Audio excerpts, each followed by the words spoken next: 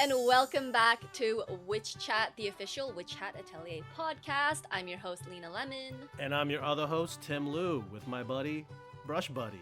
Why are you gripping him so hard? Can you please let him go? Gripping my baby like a Coke can. Oh my god, abuse. That's my baby. And yes, welcome. Welcome to episode 5 of Witch Chat Atelier. It's time. Time to fight the dragon. Or not.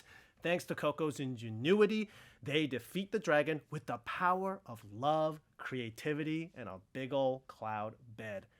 Then Kefrey really defeats the dragon with the power of magic and a big water dragon. You know, he doesn't need love and creativity. He just busts out. Thank you for the incredible summary. Yeah. And with that being said, let us unlock the Atelier. Incredible episode, I think. This episode, I call it the power of friendship. This really was the quintessential power of friendship episode. Power of friendship at the start, and then it's the power of witch brain. It was just the power. Like 4D witch brain working honestly here. Like, yeah. And I think I like this episode because we kind of do get to see a bit more of each of the girls and their individuality, right? We get to really see a little bit more about their personality because it does really bring out a different side of you when you're put in a life or death situation. Yeah, right? yeah. And I think... Do you have experience in this? You make it sound like... No. Could you tell us more? No, mine is not nearly as grave as a dragon trying to eat me. But, but I do like. I know we talked a little bit about this on the previous episode where we saw Tetia kind of have her moment. Her great moment. You know, in this episode, she kind of takes accountability for that. She's like, "Hey, I know I did that," but she kind of owns it, and I think we really get to see the mature side of her because she seems like that really young, just a little immature, just kid, right? But we really get to sense that maturity in her, the depth and her realization that she is responsible and she acknowledges that her role of being like a senpai to Koko, right? Yeah. She has been there older and she's so quick to be like, hey, like I messed up, my bad. I'm my bad that I went, I'm gonna die. Who's responsible for this? She was quick to be like, ooh, I regret that. Yeah, and I like how she did that, yes, but also because you could tell at that moment that was that super awkward, you know, Koko felt it, Tetia felt it, like that silence was loud. That silence was so loud, and then I like Koko because Koko, I think, throughout the whole show so far has been so resilient. Like her main, I think, strength is her resilience and her love for just anything and everybody, honestly. So even though in a way kind of like it's her fault, Tetia kind of blames her, rightfully so, and it's awkward, Koko still steps up and goes, here's a blank, like she's the one that approaches Tetia, even though it's if it was me in my angst in my like early age, I would have just let the silence keep going, honestly, or try to like joke around it, but like not really talk about it. But Koko like head first, you know, gets in there and like tackles the problem, and it beautifully works out. And for Tetia too, she reciprocates, right? Yeah, it's like, wow, these are some mature children right now. Yeah, because if I was on the flip side, if I was Tetia and someone like Koko tried to do that to me, I'd be like, girl, calm down, we're about to die. Like talking to me about blanket makes me feel, well, I'm about to get eaten by a dragon. Like, back off, dude.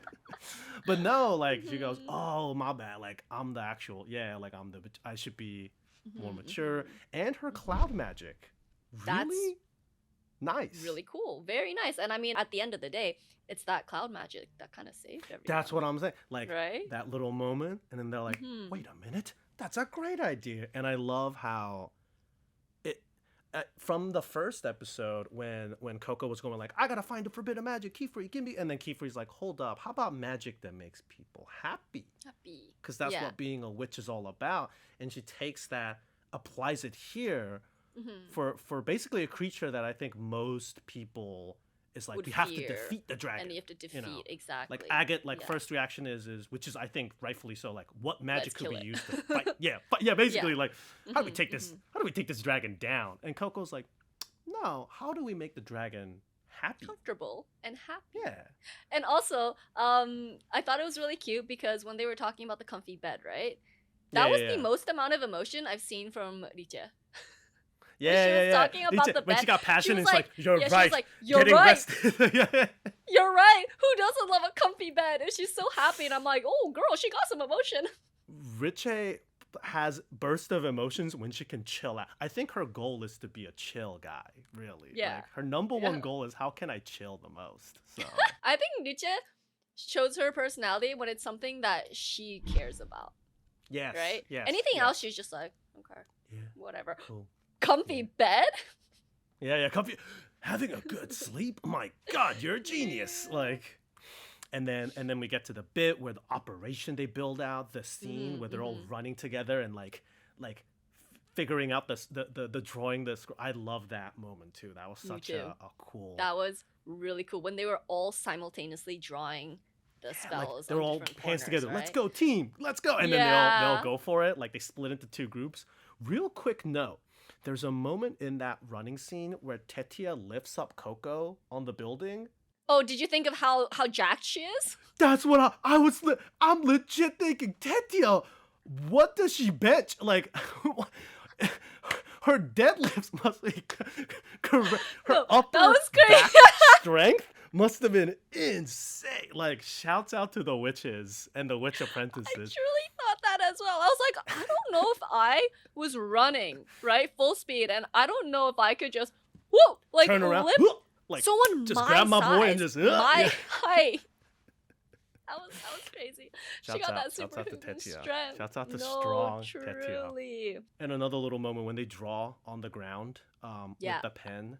Yeah. As someone who loves their little pen nibs, metal on hard concrete, I got a little like. Oh, I know interesting. that I didn't nib, even think of that. I know that pen nib was getting grinded down. Yeah.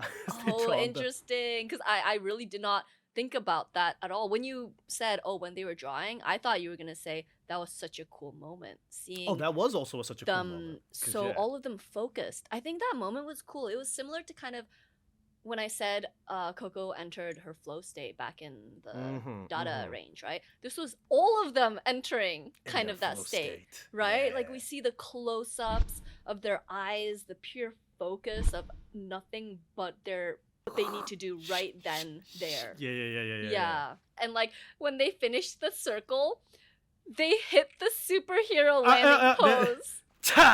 Like, they hit him with the like, no, they really do, and there's like a slight freeze where they just stay there, and there's gotta be an so unwritten witch rule that you have to have as much aura as humanly possible. You gotta hide the magic from the humans and have aura.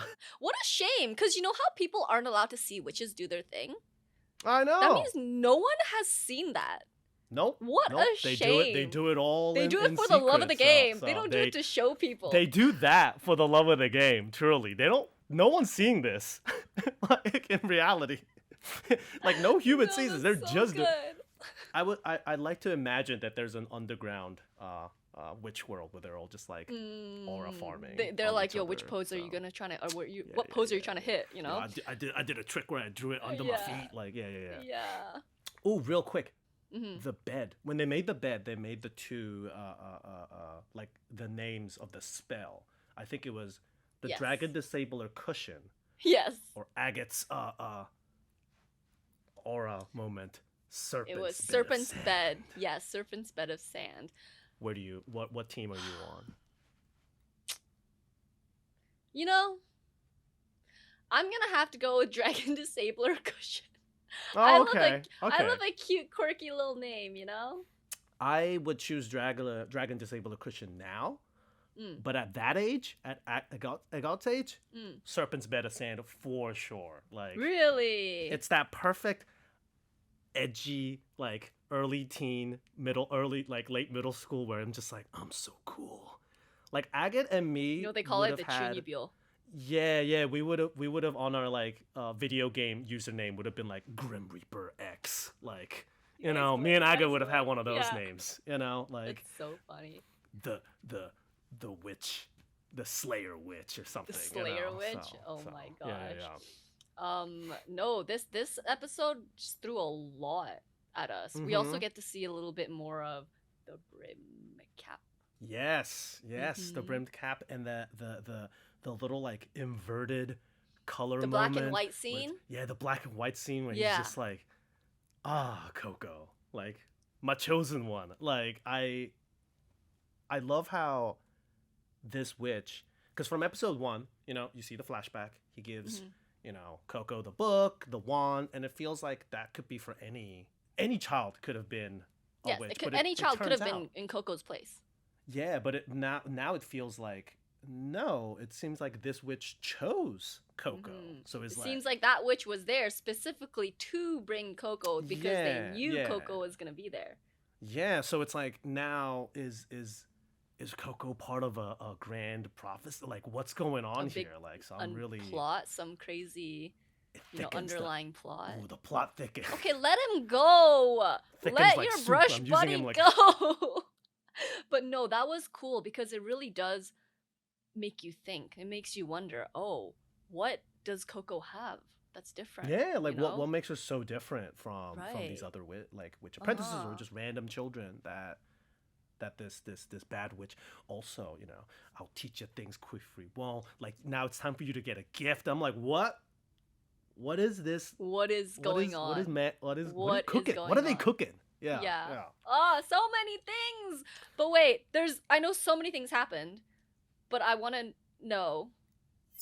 I was going to say I want to know what your magical moment is, but I have an inkling that our magical moments are going to be the same. No. So on the count of three. On the count of three, we're going to say. On the count of three? Right. Ready? 3, 2, 1. Kefrey and the dragon. Kefrey, I knew it. Truly, what else could it be? Like this episode, yes, it had a lot going on. I was about to say, there's a lot of magical moments. But, and it was funny because as I was watching it, I was thinking of what my magical moment could be. And I had a couple other things that I was like, maybe it's this. And then the Kefrey dragon, and I was like, Kefrey got Agate.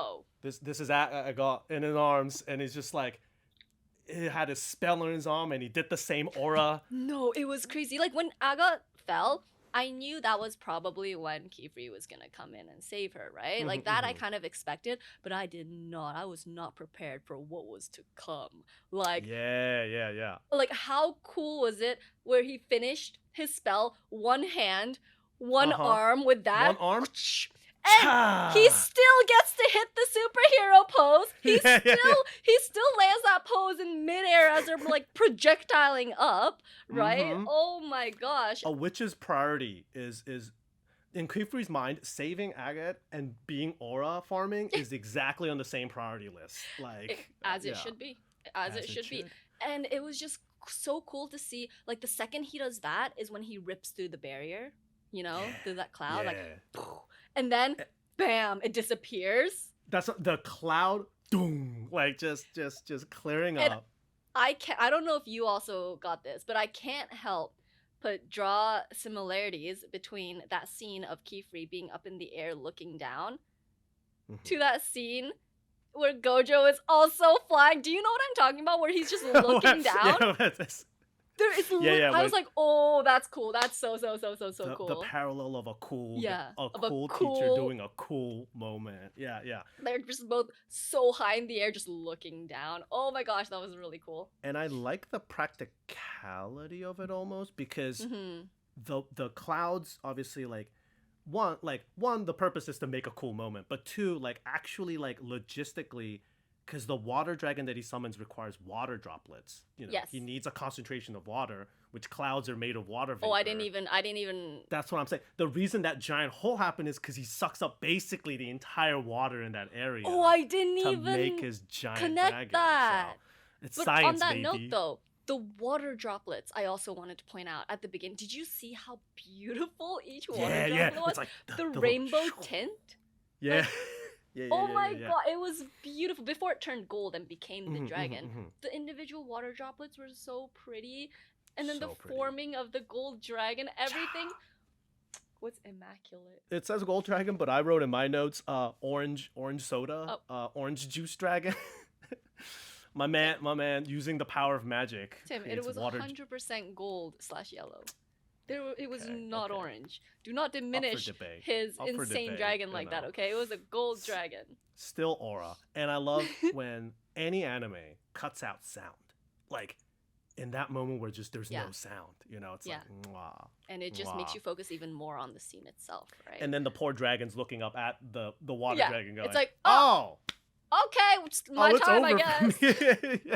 I'm surprised the dragon tried to go at the big dragon. Like, I would have just turned around and gone, all right. Yeah. It's time for me to go home. I was also going to say, on the topic of Kefrey, because I know we're gassing him up a lot right now. We saw a little crazy in I was just about to mention that too. The little dark moment of him. And again, I love that dark moment because they're literally playing the ending song with the guitar, like the ending song that we mentioned how we like the acoustic guitar with their singing. And he just cuts. Yeah. Like hard cuts where he's just staring in the close up to the eye. The friendliest old man. I know. And he just looks at him and it's like, don't. I thought he was gonna like get a heart attack or something. I was like, oh my god, let's be nice to him. Grandpa, no. Grandpa, no. Like he was exuding like he was ready to kill. Like those eyes. Yeah. It was scary. I went from that's my man, to That's my man? Question mark? Oh, no. There's no question mark for me. That is still my man. Yeah, that is someone, but he's a little scary man. He is. But I like it. You know that he's not just that nice, you know, that nice sensei, that nice, but like powerful. Like, oh, he's got a little something going on. There's something going on. Yeah. You don't want to be on his bad side. No, I'm very, very excited to see more of Kefrey's character unfold. I think we got a nice little chunk of it. Yeah, we got to see what happens next. So I'm so excited. Are you excited for the next episode? Because I know. Again, I know the manga, and I'm getting hyped. And you're still excited. As if I'm like taking this weekly, basically. So. Well, guys, it was short, but it is over. But we will be back next week. Thank you again for joining us on Witch Chat, brought to you by Crunchyroll. Make sure you subscribe so you don't miss the episodes. That's right. Witch Chat is hosted by me, Tim Liu, Lena Lemon, and this brush buddy. Our executive producers are Leah President and Nicholas Friedman. Our podcast producer is Kyla Cornero, and our marketing producer is Carla Sorzano. And a special thanks to the creator of Witch Chat Atelier, Kamome Shirahama Sensei. See you guys next time.